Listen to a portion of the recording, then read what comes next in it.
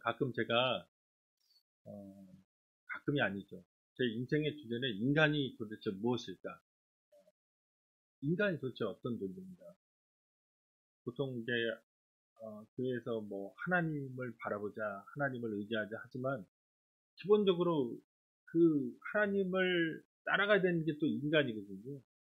그러니까 인간을 모르는데, 신을 안다? 하나님을 안다? 이것도 이제 문제가 되죠. 그러니까 성경은 하나님과 인간의 인터액션이죠. 하나님만 존재하지 않고, 인간만 존재하지도 않고. 그러니까 하나님과 인간이 어떻게 그 교제할 것이고, 하나님을 어떻게 인간이 만나고 섬길 것이냐라는 주제가 이제 주어집니다. 그래서 제가 그 다른 사람은 이제 이해를 못하겠지만 제가 동물의 왕국 좋아하거든요. 근데 동물의 왕국을 그냥 보는 게 아닙니다. 그 안에서 인간이라는 동물과 다른 인간, 혹은 동물과 유사한 인간, 어, 동물이 아니라면 인간은 또 어떻게 살아야 되는가 그런 생각을 하고 이제 보거든요. 어제도 봤습니다. 동물의 왕국. 그리고 뭐 인간학에 관해서 이제 이번에 박사 논문을 심사했는데 그게 이제 인간 이 어떤 존재인가 창세기에 나오는 뭐 그런 거였는데 음, 어쨌든 그러면서 인간이라고 하는 존재를 다 어떻게 이제 규정할 수가 없어요. 사회학적으로, 생물학적으로, 아니면 유전학적으로, 아니면 신학적으로. 그러니까 다 다릅니다. 인간은 어떻게 볼 것이냐. 이거는 뭐 영원히 풀리지 않을 겁니다. 그럼에도 불구하고 인간의 특징들이 있죠. 그 중에 하나가 도전이라는 전 세계에 만약 어떤 개체가 있는데 뭐 우리가 잘 알듯이 기러기가 막 6,000km 날아가갖고 막 지금 저기 어디 남해안에서 우포 이런 습지에서 이렇게 있던 애가 갑자기 블라디보스톡에 날아가 있고 막 이러잖아요.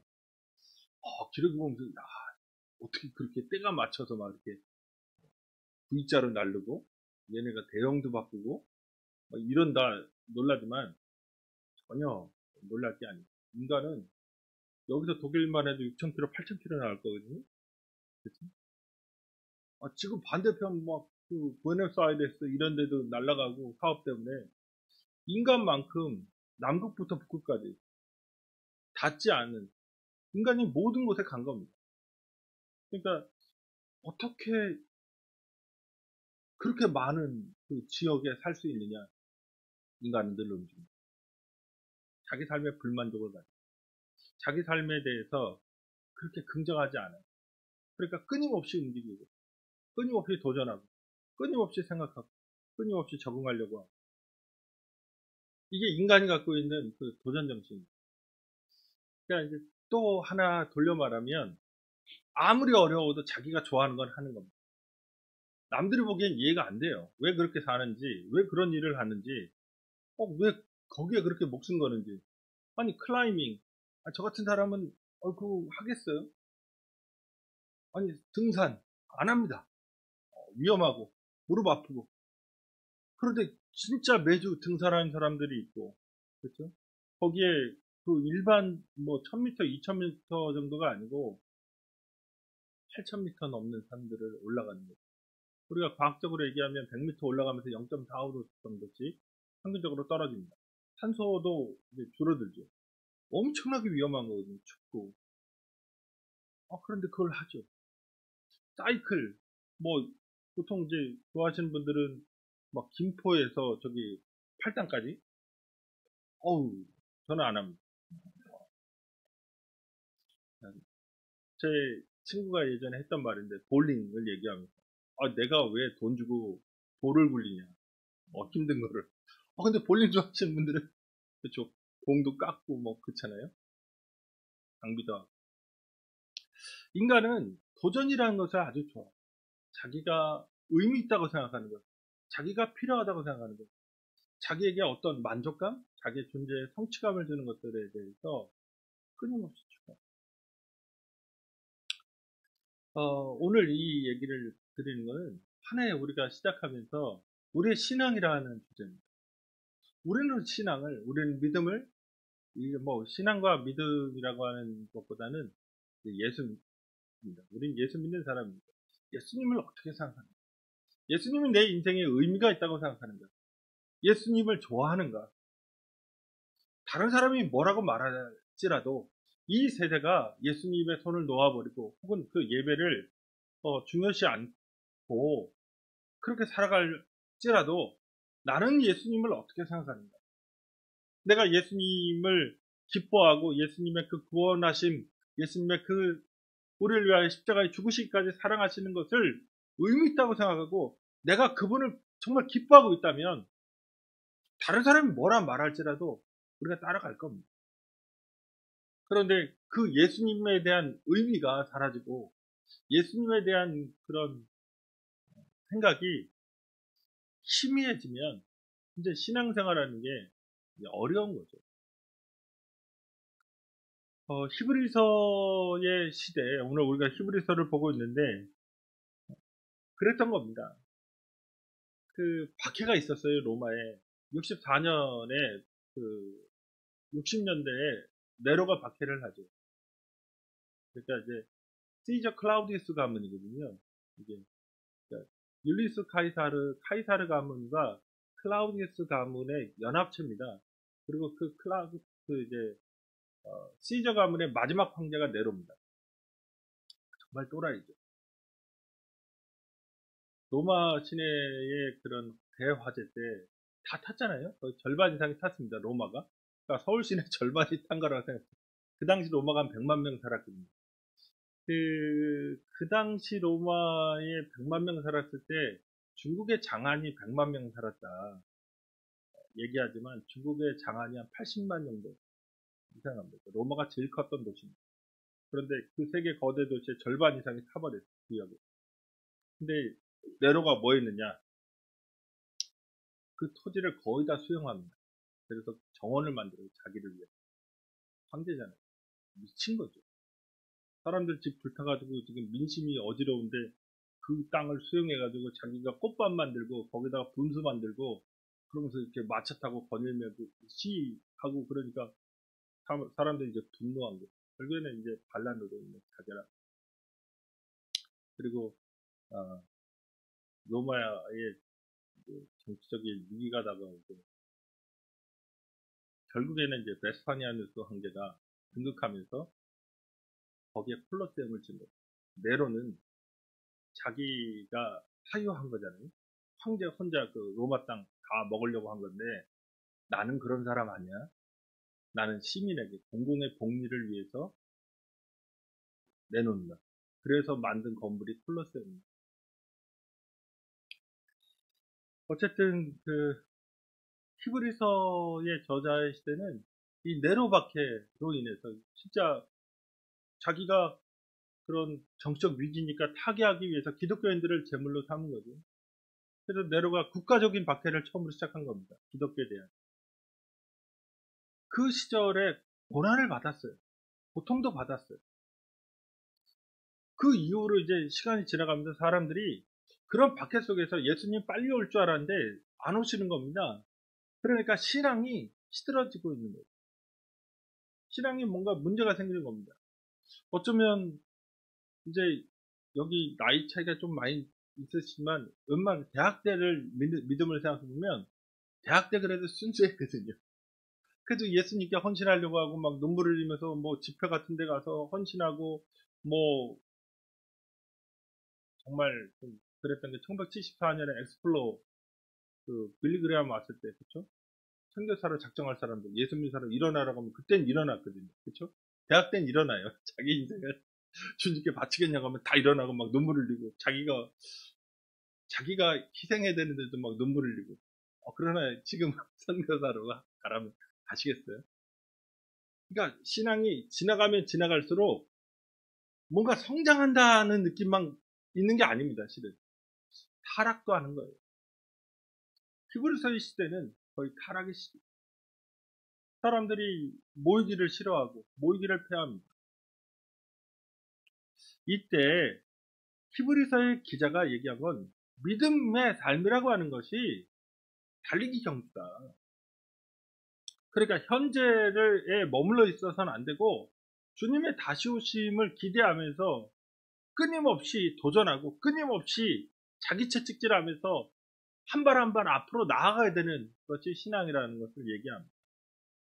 2022년도 우리가 새해를 맞이해서 첫 번째 주일 예배로 모여 있는데 이 한 해에 우리가 어떤 신앙의 자세로 주님을 섬겨야 될지에 대해서 본문 말씀을 통해서 함께 생각하는 시간을 갖기를 원합니다. 첫 번째로는 새해가 우리의 믿음이 도전받는 시기라는 겁니다. 그러니까 2022년이 우리에게 마냥 좋은 일만 있거나 누가 말하듯이 꽃길만 있거나 복되거나 행복하거나 내가 원하는 것을 내가 생각하면 다 성취할 수 있는 그런 한 해가 되지는 않습니다. 성경은 그렇게 말하지 않습니다. 그리스도인이라고 하는 것이 된다는 것이 쉬운 일이 아니라고 말하는 거죠. 오히려 오늘 장거리 달리기 선수에 비유한 거거든요. 장거리 달리기 선수 매일 뛰는 거예요. 마라톤 42.19km 뛰기 위해서 매일 20km 이상 뛰어야 됩니다. 매일 20km 이상 뛴다는 거, 그게 얼마나 어려운 일이냐. 인간이란 존재, 아까도 말씀드렸지만, 이 지구상에 있는 동물 중에 한 번에 가장 많이 달리는, 멀리 달리는 동물이 인간입니다. 마라톤. 치타도 사자도 그렇게 안 달립니다. 좀 달리다가 힘들면 안 달리죠. 포기하죠. 아무도 그렇게 안 달립니다. 아무리 지구성이 강하다고 하는 그런 들개라든가 하이에나도 한 4km, 5km 쫓아가고 면 많이 쫓아가죠. 인간은 42.19km 뜁니다. 목숨을 거는 행위거든요. 죽을 수도 있죠. 신앙생활이 그런 거라. 쉽지 않은 거. 1절에서 그래서 이러므로 우리에게 구름같이 둘러싼 허다한 증들이 있으니 모든 무거운 것과 얽매이기 쉬운 죄를 벗어버리고 인내로써 우리 앞에 당한 경주를 하고 이렇게 얘기합니다. 여기서 경주하라는 말이 런이거든요. 달려라.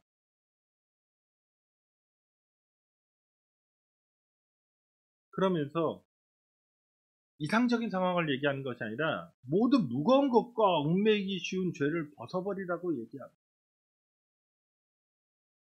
신앙생활을 할 때 우리를 얽매고 우리를 무겁게 하는 죄적인 것, 방해하는 요소들이 가득하다는 얘기입니다. 고대 이제 이게 그리스 로마 시대 운동 경기, 특히 이제 달리기 경기를 비유로 한 건데, 짐네이지엄, 그러니까 이제 김나지움이라고 하죠. 독일에 얘기하면 체육관입니다. 근데 이게 어디서 나온 어원이 어디냐면 그리스어 그노스예요. 그리스어 그노스는 네이키드입니다. 옷을 다 벗은 거예요. 그러니까 운동선수가 달려야 되는데 뭐 하나 옷 입고 달리면 거추장스럽거든요. 그러니까 다 벗습니다. 지금 말하자면 하나님의 부르심, 우리의 삶에 대한 하나님의 그런 요구가 있는데 그것을 위해서 벗어버려야 된다는 거예요. 그럼 우리가 벗을 게 뭐냐? 1년을 살아가면서 이 새해 특별히 내 인생에 가진 것도 없고 뭐 대단한 것도 없는데 뭘 도대체 벗으라는 거냐? 뭘 그렇게 내려놓으라는 거냐? 지금 죄라는 용어 이런 걸 생각하셔야 됩니다. 이 세속적 가치관이. 내가 화려해지고 내가 강력해지고 내가 안정감을 갖기 위해서 세상 사람들은 부도, 권력도, 뭐 명예도, 대단한 그런 막 옷 같은 거 막 이런 것들, 그런 것들을 취하려고 하거든요. 그게 아니라, 그런 생활 방식이 아니라 정말 단정하고 정결하고 순전하며 하나님을 섬기고 이웃을 사랑하는 삶의 방식으로 그렇게 만들라는 얘기입니다. 사람마다 차이는 있을 수 있죠. 그게 무엇입니까? 드라마 속에 있는 세계관이 있거든요. 마블의 세계관. 거기 가면 이제 다 초능력이잖아요. 드라마가 주는 세계관이 있어요. 그 논리 안에 돌아가는 겁니다. 또 그런 논리 안에. 어제 제가 그 드라마 하나를 그 오썸의 붉은 끝도 그러면 늘 생각합니다. 왕정이란 도대체 무엇인가? 왕이란 도대체 무엇인가? 왜 우리는 민주주의를 선택했을까? 왜 성경은 그 하나님의 형상에 모두가 하나님의 형상이라는 것을 얘기하고 있는가? 왕정이라는 제도가 얼마나 인류에게 불합리했던 것이, 얼마나 고통스러웠던 것이. 예를 들어 서유럽 같은 데는 왕들을 거의 이제 목을 잘라 죽이잖아요. 프랑스의 루이 16세 같은. 도대체 왜 사람들은 그렇게 왕에게 분노했을까요? 그 생각하시는.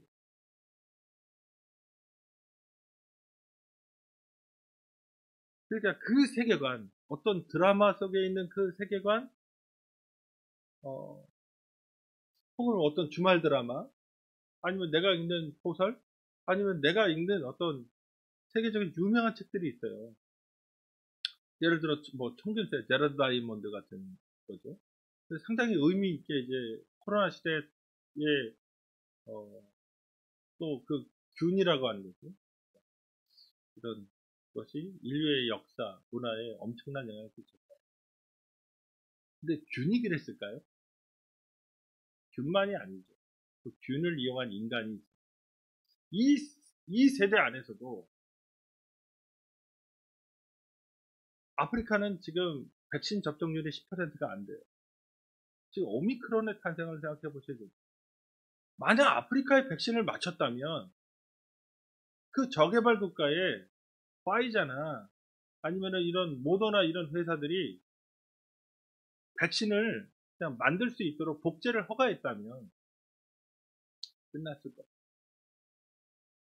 그런데 또 다른 그 저개발 국가에 있는 사람들이 코로나의 올무로서 또 다른 변형이 생긴 거죠. 모더나나 파이자는 이제 뭐 얼마를 회사 그냥 놀아도 되지 않을까요? 몇 년은? 모든 국가를 상대로 뜯어먹은 거잖아요. 아, 그 조그만 그 물약 하나에 3만원, 4만원씩, 그쵸?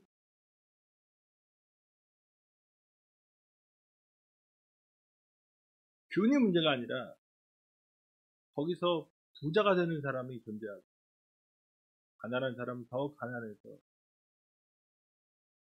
살아갈 길이 없는. 아프리카의 기근이라고 하는데 기근의 문제일까요? 세계적인 그런 종자 회사들이 씨앗을 팝니다. 고급 종자들, 그러니까 병충해에 되게 강하고 많은 나다를 수확할 수 있는. 근데 여기에 또 문제가 있고 그 씨앗을 심으면 나야 되잖아요, 다시. 그쵸? 그러니까 그렇게 튼실한 애를 수확을 했어요. 그러면 그 수확한 씨앗들을 모아가지고 다시 뿌리면 나야 되는데 못 납니다. 다시 씨앗을 사서 뿌려야 돼요. 늘 자국적 이 씨앗 회사들은 가격을 올리고. 네. 그럼 아프리카에 있는 그런 저개발 국가에 있는 농부들은 그 씨앗을 사서 뿌려야 되는데 늘 올려주고 기근이 닥치면 망합니다.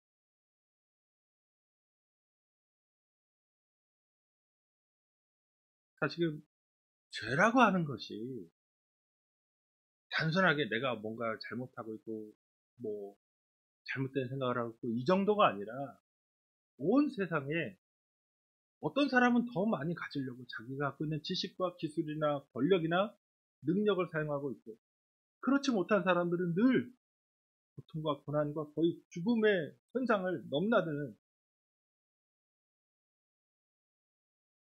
예수님께서 그래서 우리에게 믿음의 삶을 달라고 하는 것이 이 죄의 문제를 해결하는 것이 단순한 개인의 문제가 아니라는 걸 생각하세요. 죄와 사망의 권세로 사탄이 모든 세계를 지배하는 겁니다. 그래서 정사와 권세란 말이 나오잖아요. 다시금 2022년도에 우리가 살아가는 이 세상이 불합리한 것들이 너무나 많을 겁니다.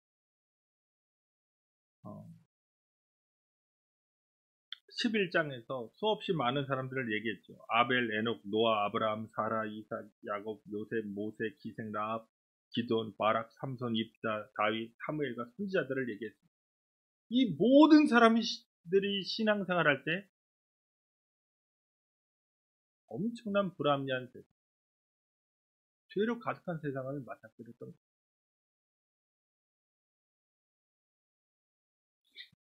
그래서 2022년도 우리가 삶을 살아가면서 우리 앞에 있는 그 세상이 공정하다거나 정말 깨끗하다거나 온전하다는 세상을 살아가지 못할 겁니다. 오히려 적대적이고 반신앙적이고 불의하고 악하고 추한 일들이, 그래서 이 세상에 대해서 우리가 냉소적이고 하나님이 이 세상을 다스리신 것인지에 대해서 정말 믿지 못하는 그런 경험들을 할 수도 있습니다. 그냥 혼자 있을 때 교회 나와서야 믿음을 얘기하고 기도도 하겠지만 혼자 있을 때는 세상 이런 건가? 혹은 내 침대 위에서 생각하면서 고통스러워하고 고민하면서 또 다른 생각들을 만들어내요. 내 안에 그런 감정들에 취해서 살아갈 수도 있어요. 다시금 오늘 히브리서 기자는 우리에게 하나님을 바라보라고, 그분을 신뢰하라고, 그래서 인생은 장거리 마라톤이라고, 신앙생활은 그런 거라고, 그러면서도 우리에게 따라오도록 격려합니다. 두 번째로는 예수 그리스도를 바라보라고 말하는 거예요. 그러면서 그 가운데 그러면 지향점이 있어야 되잖아요.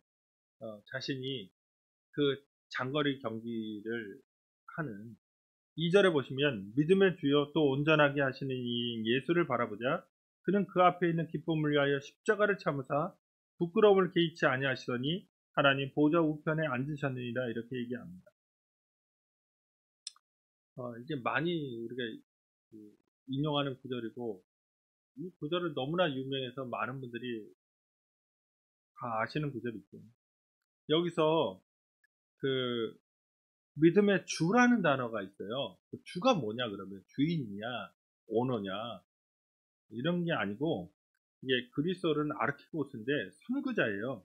개척자, 프론티어입니다. 그러니까 그분이 처음으로 시작하신 거예요. 이 죄와 얽매이기 쉬운 이 짐을 벗어버리고 진정한 믿음의 선구자입니다. 그분이 완성하신 거예요.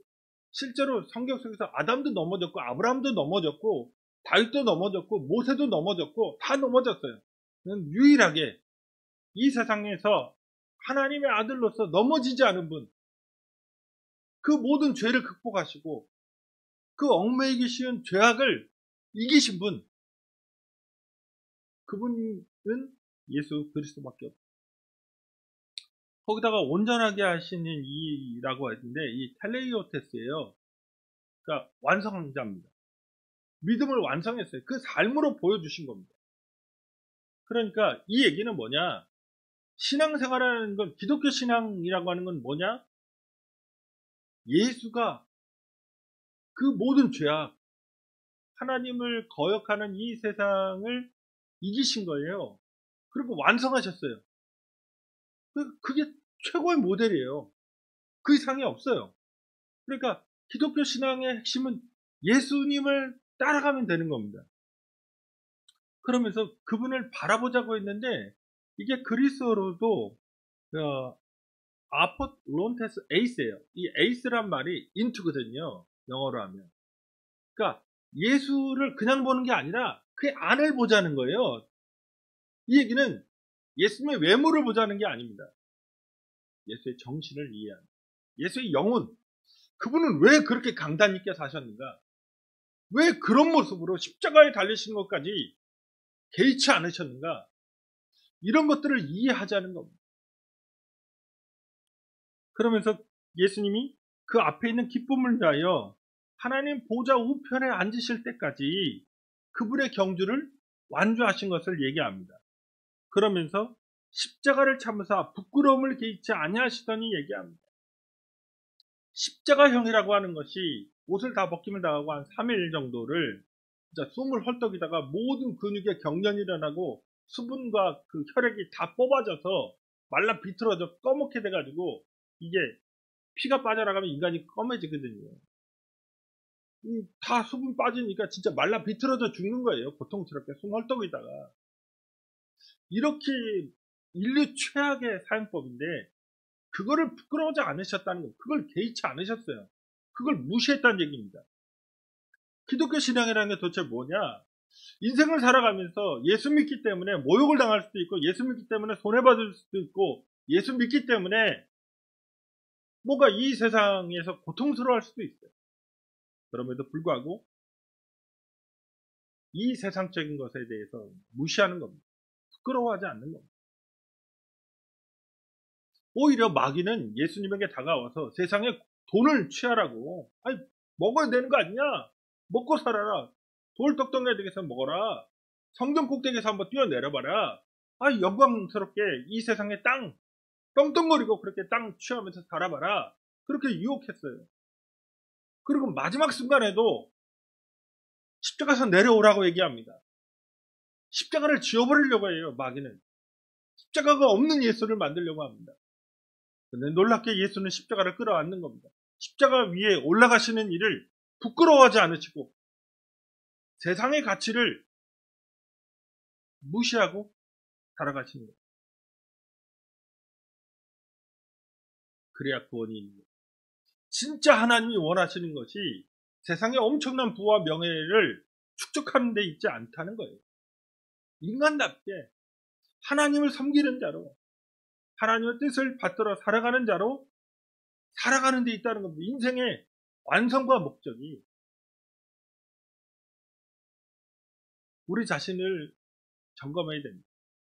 얼마나 우리 자신의 기준이 세속적일지, 얼마나 세상적일지, 얼마나 성공지향적인 것인지, 아니면 얼마나 편의주의적이고 기회주의적인 것인지 생각하셔야 됩니다.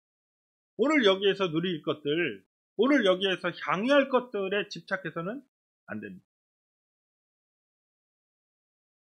예수님은 하나님 보좌 우편에 앉으시기까지, 그 자신의 사명 이루시기까지 쉬지 않고 달리신 거예요. 이 세상의 기준으로 보면 예수 믿는 일이 얼마나 허무하고 공허한 일인지,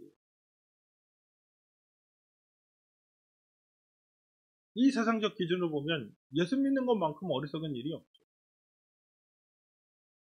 어쩌면 가룟 유다는 현실적으로 돈 챙긴 거잖아요. 현실적으로 그 사람 교회 떠나서 그렇게 돈 많이 벌고 좀 이용해서 사는 거, 그게 더 나아 보일 수 있어요. 현실은. 그런데 우리 주 예수 그리스도께서 보여주신 그 완성된 신앙의 삶은 그런 모습이 아니라,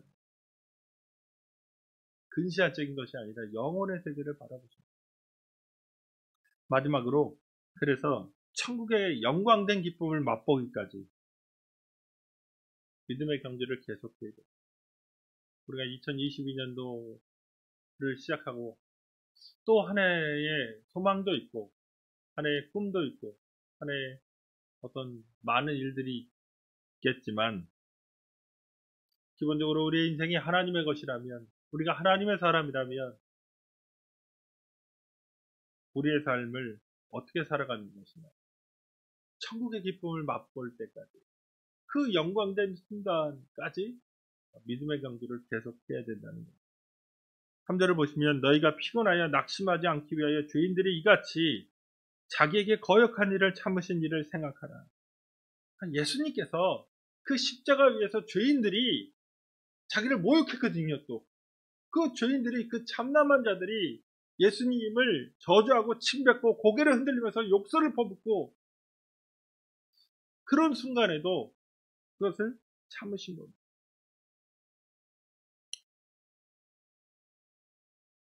그래서 기자가 얘기하는 것은 예수를 한번 생각 좀 해보자 라는 거죠.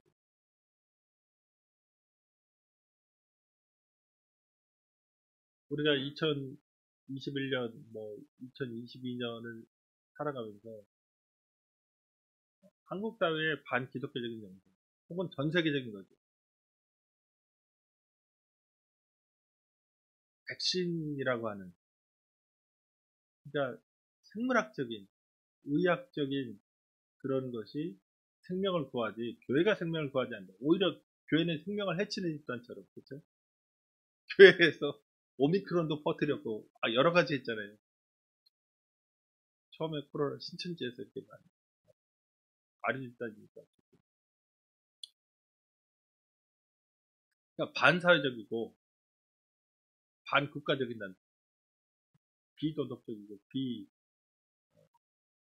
비윤리적인 그런 조직처럼 교회가 이제 낙인 찍혔습니다. 그런 것에 대해서 엄청난 반성을 해야 돼요. 어쨌든 간에 거의 회복 불가능이지 않을까. 그래도 산소호흡기라도 끼고 있었는데, 이 코로나 때문에 산소호흡기도 떼진 거 아니냐, 교회가. 그래서 이 민족에게 교회라고 하는 문화, 기독교라고 하는 정신이 뿌리째 뽑힐 거 아니냐. 그런 얘기까지 이제 나옵니다. 예수님도 마찬가지예요. 십자가에서, 기독교를 만드신 그분을 죽였으니까. 그분이 처참하게 살해당한 거거든요. 이게 그냥 소풍 가는 게 아니잖아요. 여기 싫으니까 떠난 게 아니라 그냥 진짜 죽여버린 거죠. 그럼에도 불구하고 예수님께서 그 거역하신 자들을 참으시면서까지 하나님의 영광을 바라보십니다. 우리의 인생이 2022년도에 다시금 앞으로 나아가는 것 같은 느낌을 받지 못할 수도 있습니다. 나이만 한 살 더 먹었지 이룬 것은 없고 쥔 건 없고 빚은 늘어가고 건강은 안 좋아지고 저같이 이제 머리털 하나 빠지고 이렇게 맨날 제 배 만지면서 막내가 그러거든요. 배가 왜 이렇게 많이 나왔니? 저도 날씬한 적이 있었습니다. 그걸 못 보셔서 그렇지. 왜 이렇게 말랐냐고까지 얘기를 들었는데.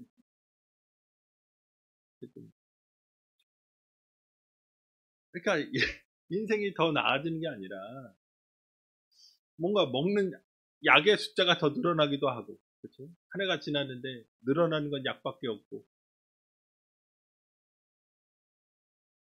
뭔가 다람쥐 쳇바퀴 도는 정도도 아니고 더 이제 삶의 기반이라는 것이 잠식당하고 침식당했고, 진짜 벼랑 끝에 서 있는 것 같은 느낌. 그렇게 살아갈 수도 있죠. 그런데 주님 만날 날이 가까운 우리에게 결승점이 가까워요. 주님이 우리를 부르셨고 그분이 우리의 인생을 합력한 선을 이루어 주실 겁니다. 다시금 예수를 깊이 생각하셔야 됩니다. 나를 사랑하신다고 그렇게 고백했던 그 예수, 내가 그렇게 사랑한다고 고백했던 그 예수의 눈을 진짜 바라보고 있는 거죠. 그분이 나를 얼마나 사랑하셔서 십자가에서 그 생명을 내놓으셨는지를 우리가 기억하고 있는 것인지.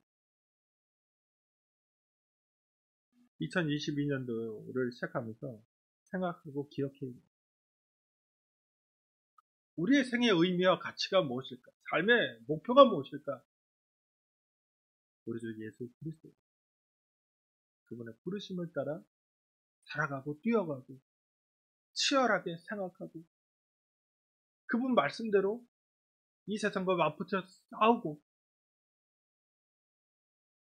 그런 삶이 그리스도인의 삶입니다.